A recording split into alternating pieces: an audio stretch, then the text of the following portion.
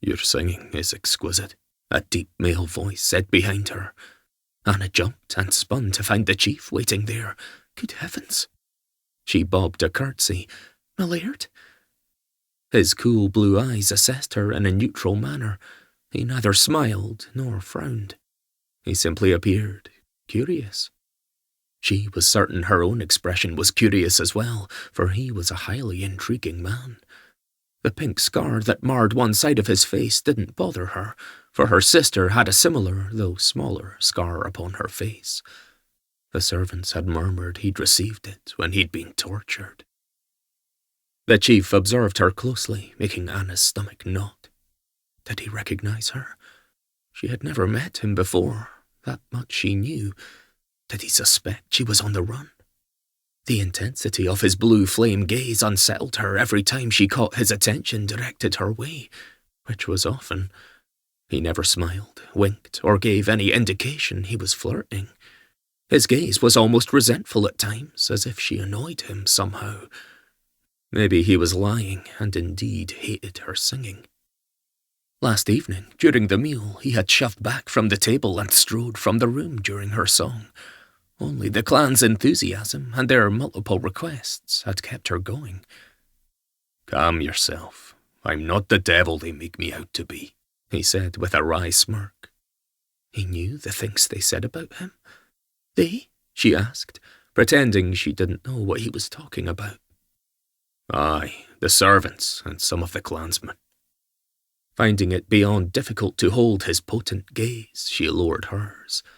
Although he was a most attractive man, she knew naught about him, except what his clansmen whispered about madness, and what she'd seen him do in the bailey during practice. Could he lose his grip on his sanity and toss her from the ramparts? Icy fear snaked through her. She walked around him. "I should be getting back and preparing for the evening's entertainment." "I'm glad you and the other minstrels came." He moved to the waist-high wall and gazed out over the loch. "I've never heard music so enchanting." She paused, staring at the back of his head, the shiny dark hair that brushed his wide shoulders. The massive brown wolfhound crept close to his leg and sat down. The chief's hand idly rubbed the dog's furry head as they both stared out over the water into the colourful sunset. He turned, his intense blue gaze pinning her to the spot. She stared at the dog, trying to remember what he'd said. Oh, that their music was enchanting. "I thank you, my laird. I'm glad we can offer you and your people a pleasant entertainment." "'Tis more than that," he murmured. "I didn't realise how much I missed music." She frowned. "No one else here plays?" "Aye, here at the castle, but I was away for a while." "I see," she said, though she didn't see at all. Where would he have gone that had no music? Here everyone played music or sang, skilled or not. She dared another glance at him and was struck dumb by the glimpse of anguish she witnessed in his eyes, her own pain reflected there as if she were looking into a silver mirror. He had suffered greatly. What had happened to him? "I am sorry," she whispered. He blinked, then studied her. "Why?" Having no logical reason for what she'd said, she shook her head. She couldn't tell him she was sorry for whatever pain he'd suffered in the past that had formed him into the man he was now. She turned. "The other musicians will be looking for me."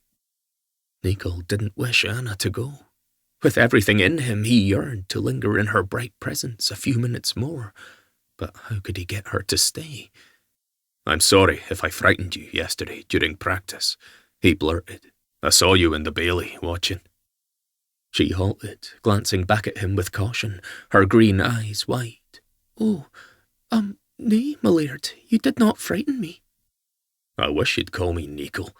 Every time someone says my laird, I wait, expecting my father to answer." She searched his eyes, then smiled. "Very well. I'm Anna,